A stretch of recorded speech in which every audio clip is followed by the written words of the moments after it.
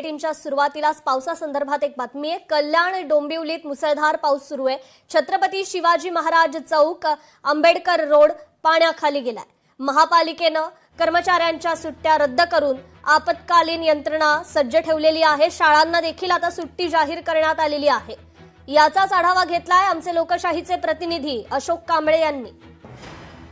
पहाटेपासूनच कल्याण डोंबिवलीमध्ये पावसाने सुरुवात केलेली आहे। काल दिलेल्या हवामान खात्याने रेड अलर्ट जे दिलेले आहे ते नक्कीच आपल्याला पाहायला मिळते आणि त्याप्रमाणे पावसाची सुरुवात देखील झालेली आहे। आता आपण आहोत कल्याण पश्चिमेतल्या छत्रपती शिवाजी महाराज चौकामध्ये। आपण पाहू शकता आता हा जो परिसर आहे या रोडवरती पाणीच पाणी झालेलं आहे आणि हे पाण्याचा निचरा होण्यासाठी महानगरपालिकेने ज्या गटारी वगैरे साफ करायच्या असतात त्या केलेल्या नाहीत, म्हणून हा पाणी आपल्याला बघायला भेटतो। या पाण्यातून वाहन चालकाला देखील तारेवरती कसरत करत मार्ग शोधावा लागतो।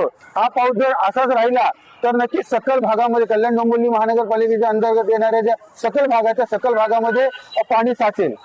अशोक कांबळे, लोकशाही, कल्याण। लोकशाही मराठी ऐका, पहा, जागरूक रहा।